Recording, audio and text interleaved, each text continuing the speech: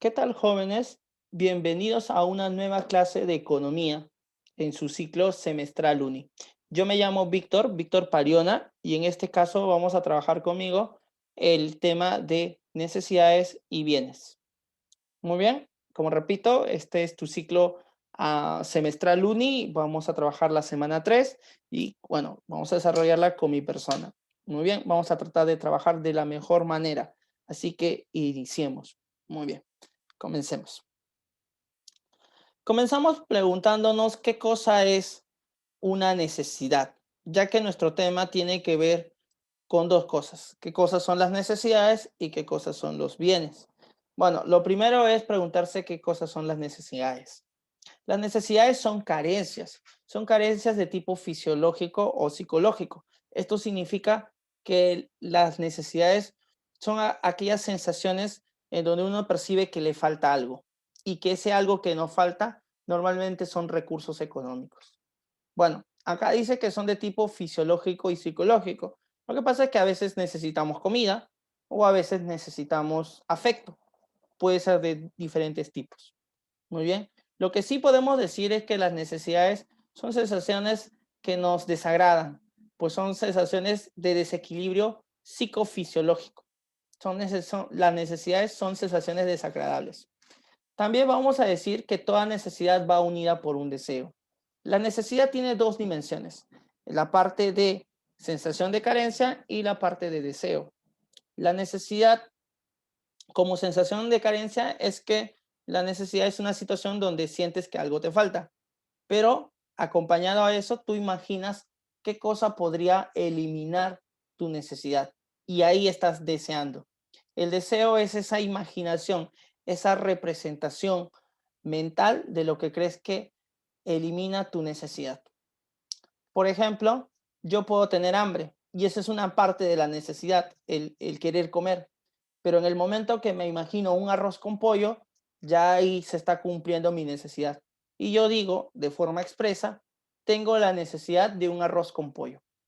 La necesidad es una carencia y un deseo. La carencia, la sensación de que me falta algo. El deseo, eso que tú imaginas que va a satisfacer tu necesidad. Muy bien, continuemos. Decimos también que hay un proceso para lograr la satisfacción de tu necesidad. Ese proceso es de esta forma.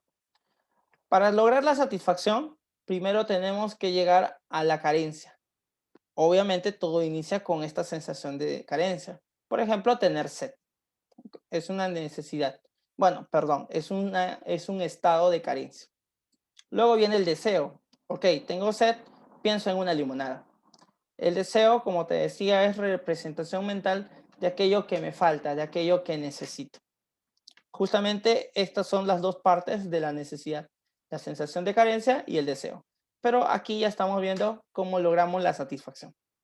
Luego del deseo está el proceso donde voy a adquirir aquel producto que va a lograr mi satisfacción.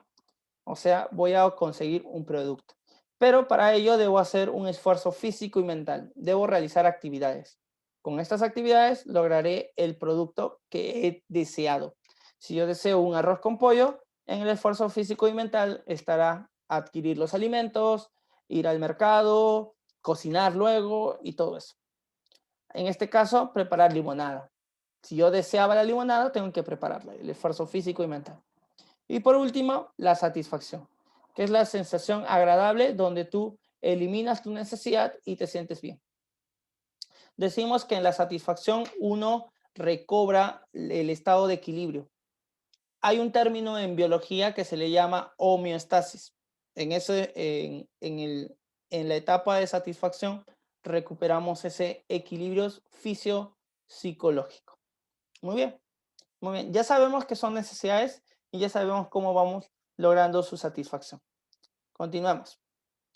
Clasifiquemos las necesidades. Las necesidades se dividen en tres: primarias, secundarias y terciarias. ¿Qué es una necesidad primaria? Una necesidad primaria, también llamada necesidad básica, necesidad vital o necesidad fisiológica, son aquellas necesidades por productos que nos permiten subsistir. Repito, las necesidades primarias Es cuando nosotros necesitamos cosas que son muy básicas para subsistir, para vivir. Por ejemplo, necesitar alimentos, o necesitar vestimenta, o vivienda, o descanso, o salud. ¿Te imaginas una vida en donde no tengas los productos necesarios para garantizar tu alimentación, vestimenta, vivienda, salud o descanso? Bueno, tu vida se comprometería. Justamente las necesidades primarias se enfocan en eso, en garantizar la sobrevivencia de las personas. Dice, el que tiene una necesidad primaria, tiene una necesidad por un producto que es recontra básico para su vida. Por eso también le llaman necesidades básicas. En cambio, una necesidad secundaria, también llamada necesidad social o general, es una necesidad que mejora su estándar de vida. Ya no le permite solo subsistir, sino mejorar su nivel de vida. Las necesidades secundarias son las necesidades por objetos o por cosas que van a mejorar nuestro estándar de vida en la sociedad. Por ejemplo, la necesidad por educarnos, que mejorará tu nivel de vida. Por ejemplo, el ir a la universidad. La necesidad por hacer deporte, por viajar, por tener acceso a internet, por tener acceso a la cultura, por trabajar en un buen lugar, por tener un móvil con que comunicarme o por tener una necesidad de tener un auto para transportarme todos los días. Son necesidades que mejoran tu nivel de vida, que permiten un alto estándar de vida. Esas son las secundarias. Y las necesidades terciarias son las necesidades que se relacionan con el ego, la vanidad. Las necesidades terciarias no satisfacen en sí una necesidad, sino que satisface tu deseo por sentirte mejor en comparación con los demás. Las necesidades terciarias, también llamadas suntuarias o superfluas, te permiten sentirte a ti mejor que otros debido a que tú tienes algo que los demás no tienen. Y justamente se le llama suntuarias y superfluas por eso. Los suntuarios lo de mucho valor, lo de muy alto costo. Y si tú quieres satisfacer necesidades terciarias, tienes que pagar mucho dinero. Y lo superfluo es aquello que es superficial o banal. Por lo tanto, si tú satisfaces necesidades terciarias, es por un tema de vanidad. Pongamos un ejemplo. Imagínate que una persona te dice que necesita comer. Bueno, profesor, eso es una necesidad primaria. Es cierto, pero ¿qué pasa si esta persona te dice, necesito comer en un restaurante de 5 tenedores, en un restaurante lujoso? Yo no puedo comer en cualquier lugar, te dice. Bueno, entonces él tiene una necesidad terciaria, porque ya se relaciona más con su ego y con su vanidad, y no tanto con su necesidad de su organismo. Planteamos otro ejemplo. Imagínate que una persona dice, oye, necesito un auto. Bueno, yo necesito un auto para trasladarme o para sacarle provecho a través del trabajo, haciendo taxi, por ejemplo. Si eso es, pues se convierte en una necesidad secundaria el tener un auto. Pero esta persona te dice, no, yo necesito un auto de último modelo de marcas como Ferrari, Audi o Lamborghini u otra marca lujosa. Si eso te dice, bueno, entonces está teniendo una necesidad terciaria. ¿Por qué necesidad terciaria? Porque el auto no le sirve para el transporte, sino para sentirse mejor. Así que las necesidades terciarias elevan el ego y la vanidad de las personas. Aquí nos dan algunos ejemplos, como el reloj de oro, un auto último modelo o un viaje lujoso en primera clase. Bueno, son ejemplos. Muy bien, continuamos. Aparte de la clasificación de las necesidades, tenemos también ciertas características que hay que mencionar. Por ejemplo, las necesidades son ilimitadas en número. ¿Qué significa que son ilimitadas en número? Significa que son incontables. Las necesidades son ilimitadas en número porque hay una cantidad enorme de necesidades que no podemos contar. Son incontables, son infinitos. Por eso también se le llama a esta característica ley de la infinitud, porque hay muchas de estas necesidades. Acá viene la pregunta, ¿y por qué hay muchas necesidades? Bueno, hay bastantes necesidades debido a que la sociedad avanza, crece. Las necesidades avanzan a la medida de que la sociedad progresa. porque el hombre va creando más y más necesidades. Es algo que ni siquiera nos damos cuenta, ni siquiera lo percibimos, pero la sociedad va avanzando y con el avance de la sociedad van creando nuevas necesidades. ¿Así? Sí. Hace 10 años no era una necesidad tener un celular y menos un smartphone con acceso a internet y redes sociales. Hoy sí es una necesidad. Hace 30 años no era necesidad que en tu casa tengas internet. Hoy sí es necesario. Las necesidades van aumentando con el transcurso de la sociedad. Ley de infinitud ilimitadas en número. Primera característica. Segunda característica. Las necesidades son limitadas en capacidad. Limitadas en capacidad significa que las necesidades tienen un límite al ser satisfechas, que nuestro organismo tiene un punto de saturación. Nadie puede satisfacer una necesidad exclusiva en un momento hasta el infinito. Cuando logramos el proceso de satisfacción, esto tiene un límite o, como le llamamos también, saturabilidad. Por ejemplo, el comer. Quiero comer un arroz chaufa. Muy bien, como un arroz chaufa. Correcto. Pero no voy a comer 2 arroz chaufas, o 3, o 4, porque la idea es que mi organismo va a llegar a un punto de saturación. El organismo tiene un límite, dice, a alcanzar. Justamente un economista como Hermann Gossen, alemán, economista del siglo XIX, planteaba esta ley, la ley de Gossen, que dice que a medida que se satisface la necesidad, el deseo decrece. Esto quiere decir que mientras consumo el producto que logra mi satisfacción, menos deseo por el producto tengo. Mientras tomo más vasos con agua, menos deseo por agua tengo. O sea que en algún momento va a llegar a un punto de saturación, un punto límite. Nadie puede satisfacer una necesidad en un momento hasta el infinito. Siempre hay una saturación. También le llaman ley de saturabilidad o ley de utilidad marginal decreciente. ¿Muy bien? Correcto. Continuamos. Otra característica de las necesidades es que son sustituibles en su satisfacción. Son sustituibles en su satisfacción significa que hay muchas necesidades, que hay bastantes necesidades, pero que no necesariamente se pueden satisfacer de una sola manera. Lo sustituible no es la necesidad, sino lo sustituible es la forma como logramos satisfacerlas. No hay una sola manera de satisfacer una necesidad. Por ejemplo, un joven tiene sed, pues quiere una gaseosa, pero no tiene el dinero, así que se conforma con el agua. ¿Qué sabemos de aquí o qué entendemos aquí? Que el hombre busca sustitutos. El hombre busca nuevas formas de satisfacer necesidades. A esto también le llamamos ley de equivalentes económicos, porque lo que hace el hombre es simplemente buscar sustitutos, buscar una forma diferente y más efectiva de satisfacer una necesidad. Bueno, yo quiero tener un auto, pero no me alcanza el dinero. ¿Me quedaré con la necesidad insatisfecha? No, me compro una moto. Por lo tanto, el comprarme una moto es buscarle un sustituto. Sí, ley de equivalentes económicos. El hombre busca sustitutos a sus necesidades. Eso es también algo que se cumple en nuestra realidad.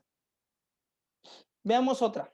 Otra característica son que las necesidades son complementarias en su satisfacción. ¿De qué se trata esto? Esto se trata de que las necesidades están interconectadas, que las necesidades se relacionan unas con otras.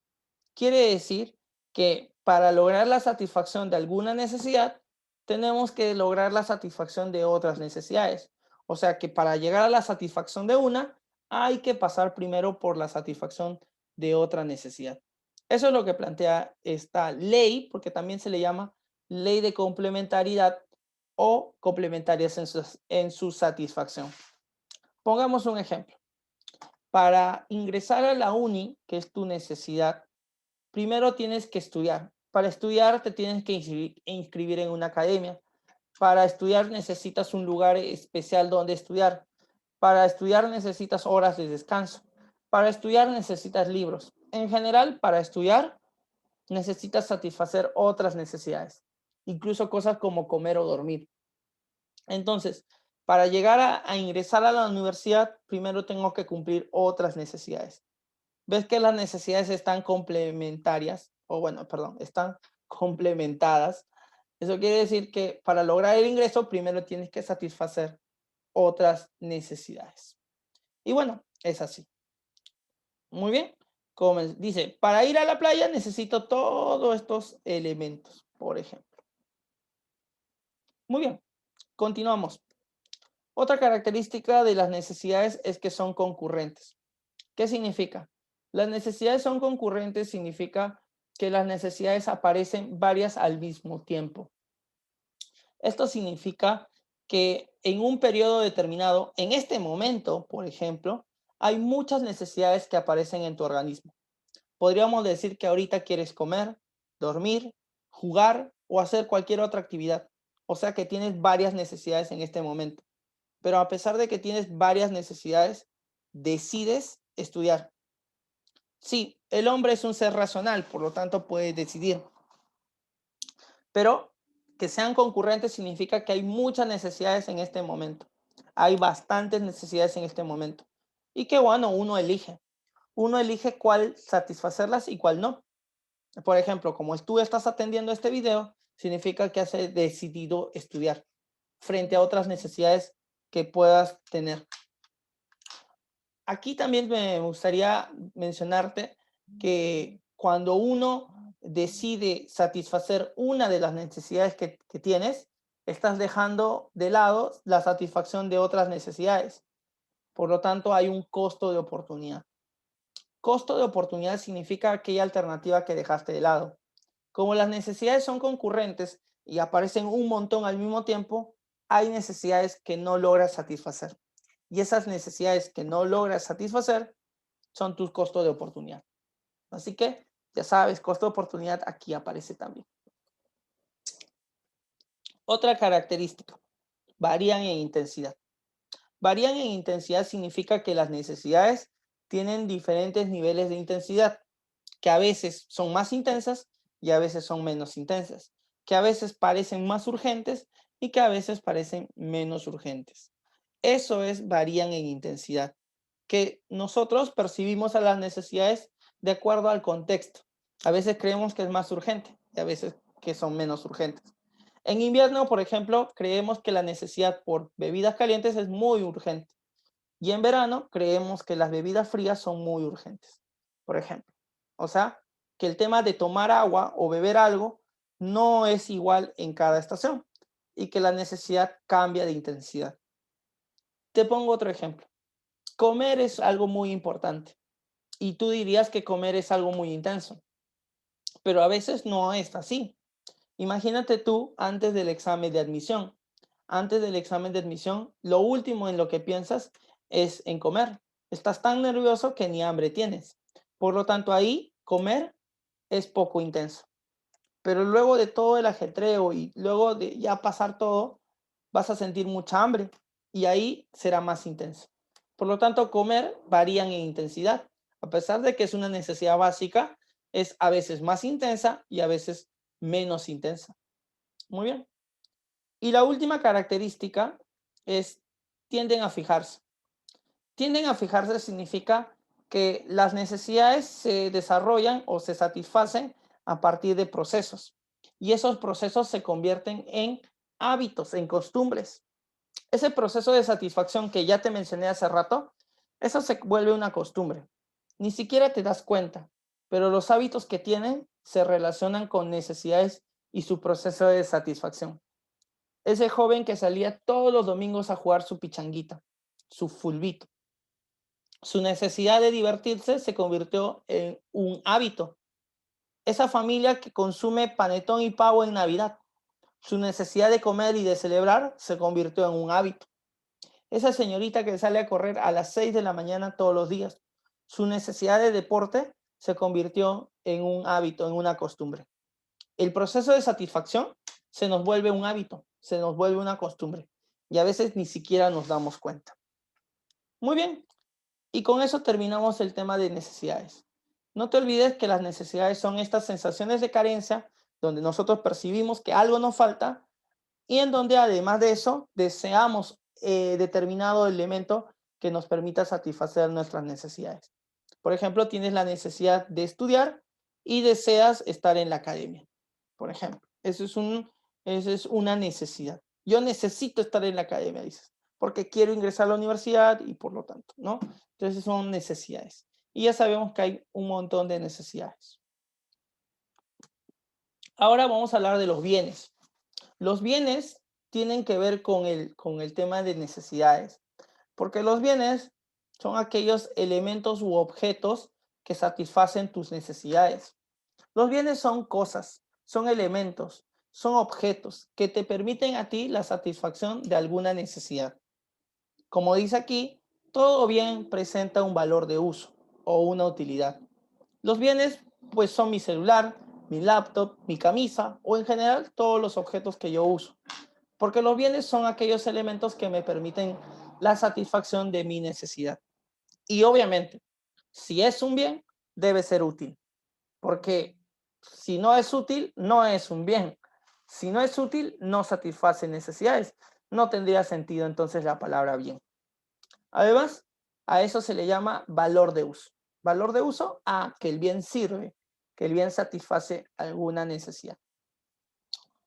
Hagamos una pequeña clasificación. Los bienes libres y los económicos. Los bienes libres son aquellos bienes que son presentados por la naturaleza y que como característica mayor son abundantes.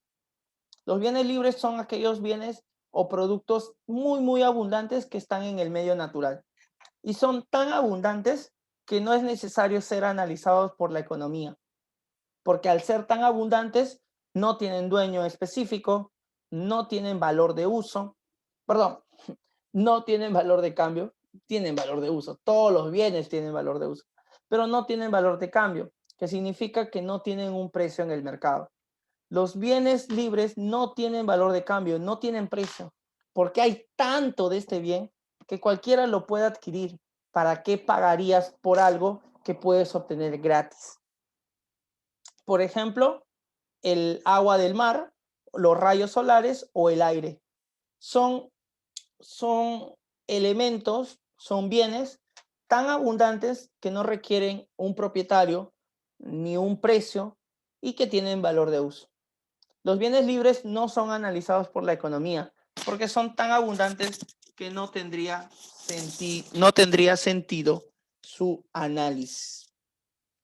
Pero bueno, los bienes libres ya saben, son abundantes, tienen valor de uso, no tienen valor de cambio, o sea, no tienen precio y no tienen un dueño en específico.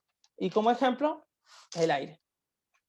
Nadie va a decir, oye, yo soy dueño del aire, ¿no? O te vendo aire a este precio, ¿no? Profesor, el oxígeno. Ahora se vende oxígeno. Ah, pero el oxígeno está relacionado más con los bienes económicos. ¿Qué son los bienes económicos? Los bienes económicos son aquellos bienes que están relacionados con la actividad del ser humano, con la actividad productiva del ser humano. Algunos dicen que los bienes económicos son elaborados por el ser humano. Bueno, están en relación a las actividades económicas del ser humano. Por ejemplo, el oxígeno medicinal en balones para las personas enfermas de COVID. Ese es un bien económico. Y veamos sus características. Los bienes económicos son escasos, o sea, no hay mucho de este bien. No es como el bien libre, que es abundante, que hay una cantidad infinita. Los bienes económicos son escasos. Y al ser escaso, la cosa cambia. Tienen valor de uso, eso es cierto. Sirven, obviamente, porque son bienes y todos los bienes tienen o deben tener valor de uso. Tienen valor de cambio, quiere decir que tienen un precio. Los bienes económicos sí poseen un precio en el mercado. Sí hay mercados donde los puedes comprar y los puedes vender. Y de hecho, los bienes económicos sí tienen un dueño. Obviamente esa persona, ese dueño, es capaz de vender su producto. Tienen un propietario. Los bienes económicos se caracterizan por esas tres cosas. Son escasos, tienen valor de cambio y tienen dueño. Y eso es lo que los diferencia de los bienes libres. Nosotros en economía estudiamos a los bienes económicos. Bienes económicos como una laptop, como un libro o como el oxígeno que se está vendiendo en los mercados peruanos. Esos bienes económicos escasos con precio esos son los que vamos a estudiar ahora. Así que hagamos una clasificación de bienes económicos. Pero vamos a hacer clasificaciones según algunos aspectos. Veamos. Por ejemplo, según su naturaleza. Los bienes económicos, según su naturaleza, se dividen en materiales o inmateriales. También le puedes llamar tangibles e intangibles, como quieras. Los bienes materiales son aquellos bienes que tienen existencia física, que los puedes percibir con tus sentidos. Son aquellos bienes que existen en la realidad. Por eso se le llaman materiales o tangibles. Puede ser un celular, puede ser un libro o algo que exista en tu realidad. En cambio, los bienes inmateriales o intangibles son ideas, son creaciones intelectuales. No es algo que exista en la realidad, porque son creaciones intelectuales, son ideas. Puede ser una marca, un logotipo, una franquicia, los derechos de autor de creaciones como libros, las patentes sobre productos industriales. En verdad, muchas cosas inmateriales que creamos tienen valor económico y le llamamos bienes inmateriales. Por ejemplo, te pongo el caso de las vacunas contra el COVID. Las vacunas contra el COVID fueron elaboradas por laboratorios como Pfizer o AstraZeneca. Y estos laboratorios piden a los gobiernos que se le entregue las patentes. ¿Y qué cosas son las patentes? Las patentes son los derechos que tienen los laboratorios para poder ser los únicos que vendan su vacuna. Así que las patentes, que es el derecho para usar exclusivamente mi vacuna, pues es un bien inmaterial, porque un derecho de algo no existe en la realidad, es una creación intelectual. Así que las patentes son bienes inmateriales. Veamos otro criterio, según su función. Según su función, los bienes pueden ser intermedios o finales. ¿Qué significa? Si el bien es intermedio, significa que el bien no está acabado, no está terminado, que le falta un proceso productivo adicional. Eso significa que sea intermedio. Los bienes intermedios son aquellos bienes que les falta todavía transformación. Yo le llamo a estos insumos. Por ejemplo, la harina de trigo, el cuero, la tela o la madera. Son productos que las empresas consiguen, pero que no están terminados. Justamente sirven para la producción. En cambio, un bien final es un bien acabado, es un bien terminado. Un bien que si tú lo adquieres ya está listo para la satisfacción de tu necesidad. Los bienes finales son aquellos bienes que están listos para ser usados. No hay que transformarlos más, ya están listos. Por ejemplo, mientras el cuero es un bien intermedio, el zapato es un bien final, ya está listo para usarse. Mientras la harina es un bien intermedio, el pan es un bien final. Un bien acabado, un bien terminado como el pan, es un bien final. La harina de trigo que le falta procesar es un bien intermedio. Así que ya sabes, intermedios que le falta proceso productivo, final que están listos para el consumo. Veamos otra característica, otra clasificación de los bienes económicos. Veamos. Tenemos aquí según su duración. Según su duración significa que existen bienes que duran en un corto plazo y bienes que sirven para un largo plazo. Veamos. Tenemos los bienes fungibles. Los bienes fungibles son bienes que se usan por un corto tiempo, son de corta duración. Algunos dicen que los bienes fungibles son aquellos bienes que los puedes usar una vez nada más, no los puedes usar más. Otros dicen que son los bienes descartables, o sea que los usas y los desechas nada más. Bueno, la idea es que los bienes fungibles, pues su uso dura muy poco tiempo. Por ejemplo, todos los productos descartables o un cigarro. Si tú te fumas un cigarro, ya no lo puedes volver a usar. Solo tiene un uso, por ejemplo. Y no fumes, por favor. Dile no a las drogas. Otro bien, el bien fungible, que es el bien descartable, que es el bien de corto plazo, se contradice con los bienes infungibles. El bien infungible es aquel bien que puedes usarlo varias veces o lo puedes usar por largo tiempo.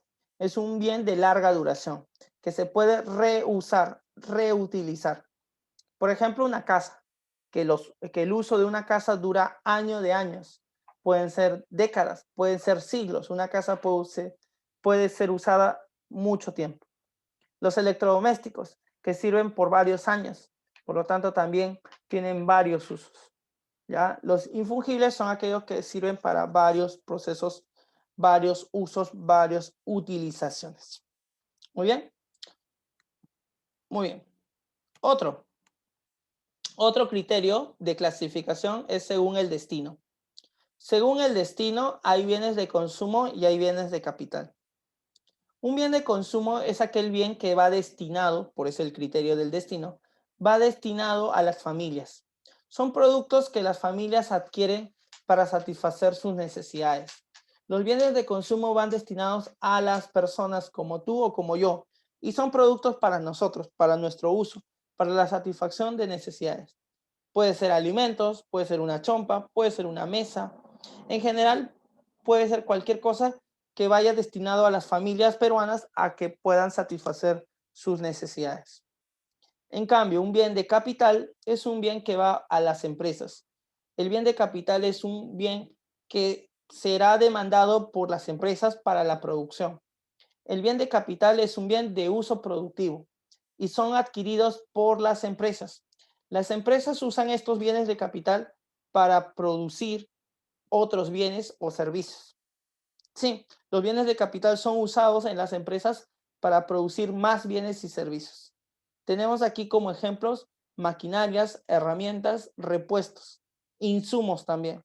Los bienes de capital son productos que en las empresas serán utilizados en el proceso productivo. Así que ya sabes, si el bien es para las familias, para su uso, para su consumo, es un bien de consumo.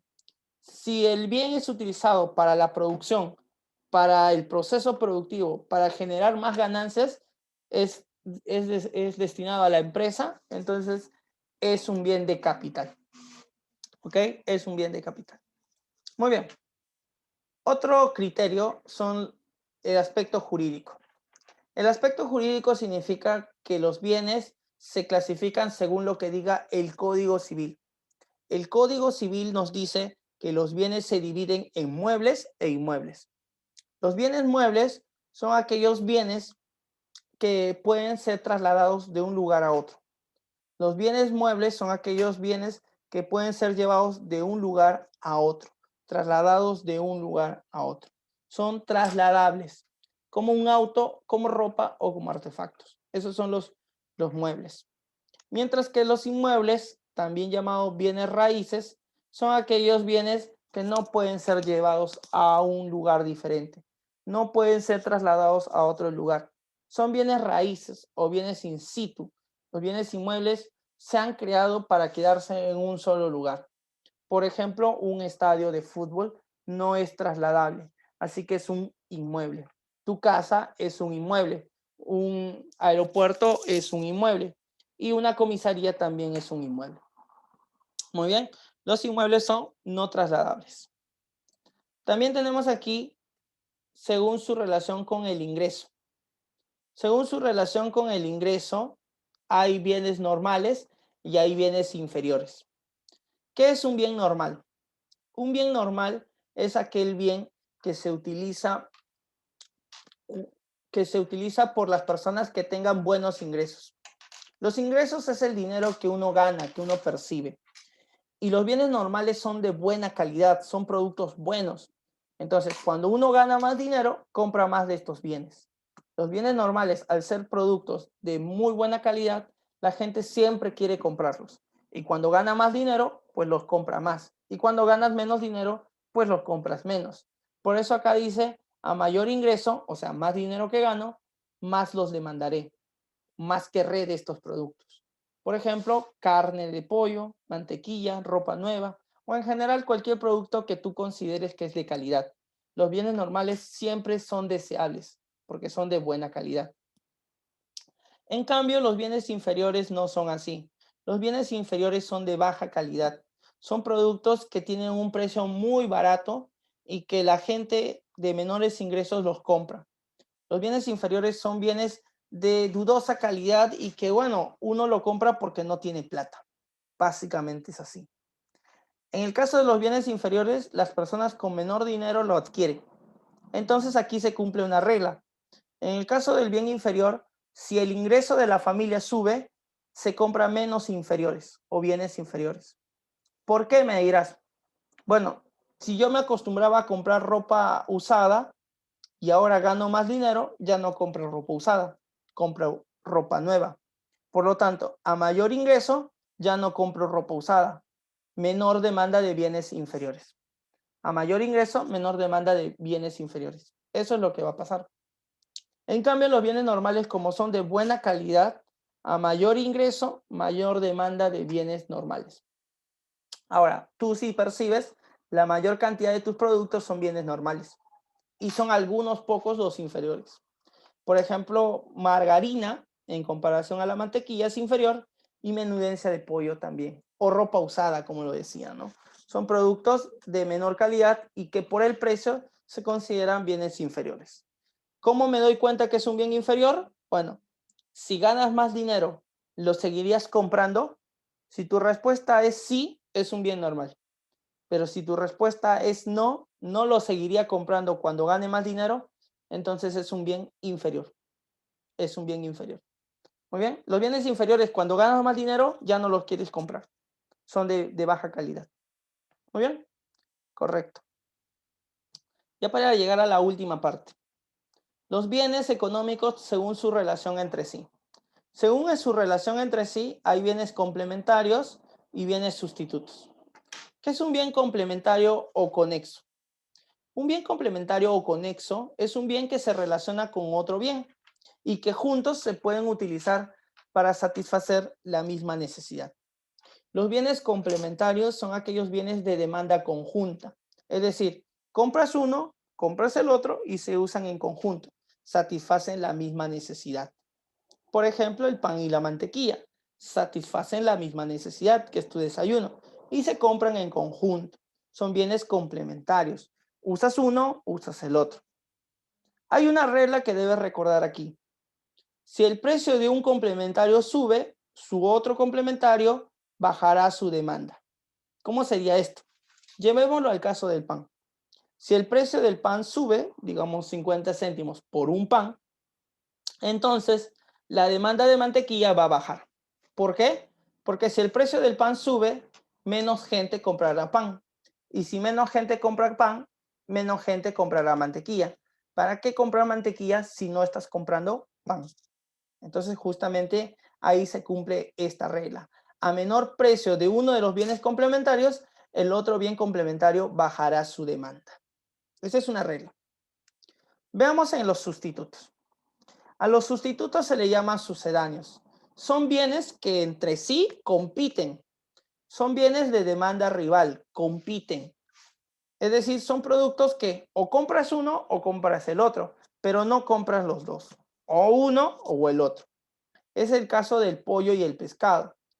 O compras pollo o compras pescado para hacer tu almuerzo. Uno de los dos, pero no los dos, porque justamente son competencia, son sustitutos. Los bienes sustitutos compiten entre sí. Acá nos dice otro, por ejemplo, otro ejemplo, un té y un café, por ejemplo, ¿no? Ese también es un ejemplo de bienes sustitutos. Y también hay una regla. Si el precio del bien Y sube, la demanda del bien X también sube. Esto si en caso Y y X son sustitutos. Por ejemplo, si el precio del pollo sube, entonces se compra menos pollo. Si se compra menos pollo, la demanda de pescado subirá. Si pollo y pescado son complementarios y el pollo se vuelve más caro, entonces se compra más pescado. Justamente es lo que dice aquí. A mayor precio de un bien, su sustituto aumentará su demanda. Si el precio del pollo sube, entonces la demanda de pescado subirá, porque hay mucha gente que ya no querrá comprar pollo. Y eso es lo que va a pasar. Muy bien. Esto es con relación a los sustitutos y complementarios. No te olvides. Tenemos también por su relación con el precio. Aquí tenemos que recordar La ley de la demanda. La ley de la demanda dice que mientras el precio suba, la gente va a comprar en menor cantidad. Eso dice la ley de la demanda. O sea, a mayor sea el precio, menor la cantidad que yo voy a adquirir de un producto. Eso dice la ley de la demanda. Pero los bienes Giffen y los bienes Veblen son excepciones a esa ley. Son bienes que no cumplen la ley de la demanda. Quédate con esa idea. Los bienes Giffen y los bienes Veblen no cumplen con la ley de la demanda. Eso es lo primero. Ahora, separemos qué es un bien Giffen de un bien Veblen. Un bien Giffen es un bien inferior, o sea, un bien de baja calidad, pero que cumple con ser bienes de primera necesidad. Eso quiere decir que son cosas muy básicas. Alimentos, ¿no? Sobre todo alimentos, normalmente en general con alimentos. Son tan importantes para las familias, los bienes Giffen, son tan importantes para las familias que cuando su precio sube, la gente deja de gastar en otras cosas y sigue comprando el bien Giffen. Por ejemplo, en China se hizo un experimento. En este experimento a una población china se le subió el precio del arroz y el arroz era un bien Giffen. ¿Y qué hizo esta población? Como no había otro sustituto y como el bien arroz era inferior, o sea, era barato, decidió esta población ya no comprar otras cosas como carne o verduras y solo compraba arroz. Con el dinero que se ahorraban de lo que no compraban, compraban más arroz incluso. Ahí se vio este fenómeno, que el precio subía y la cantidad de arroz que compraban era mayor. Eso es lo ilógico de los bienes Giffen. A mayor sea el precio, mayor la cantidad que se compra. Por eso te digo que no cumple con la ley de la demanda. En el caso de los bienes Giffen, bienes inferiores de primera necesidad y súper importante para las familias. Como son súper importantes, cuando su precio sube, esta familia se ve obligado a querer comprar más. En cambio, los bienes Veblen son más fáciles de entender. Los bienes Veblen son aquellos bienes lujosos, muy, muy lujosos, y que ciertas personas deciden comprarlos y comprarlos y comprarlos. Y cuando son más caros, quieres comprarlo más. Bueno, eso no es para todas las personas, solo para algunos de nosotros. Los bienes Veblen son bienes de alto lujo y obviamente no cumplen la ley de la demanda también. Imagínate un multimillonario en una subasta. Mientras el precio es más alto, lo quiere comprar más. Por ejemplo, un auto subastado.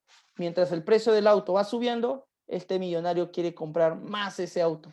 Bueno, esa actitud no cumple con la ley de la demanda, pues la ley de la demanda decía que si el precio sube, tú ya no lo quieres comprar. Bueno, los bienes Veblen son bienes tan pero tan lujosos que ciertas familias de altos ingresos, cuando el precio sube, lo quieren comprar más. Y también son ejemplos reducidos, porque no es que pase todos los días, ¿no? Los bienes Giffen y los bienes Veblen no cumplen con la ley de la demanda, pero los bienes Giffen son bienes de primera necesidad. Son bienes muy, muy básicos de familias muy pobres, mientras que los bienes Veblen son bienes lujosos que son consumidos por familias ricas. Y que, bueno, en este caso, a mayor sea el precio, mayor querrán comprarlos. Y esa es justamente la acción irracional, porque no cumplen con la ley de la demanda. Muy bien. Y por último, con su relación al comercio internacional.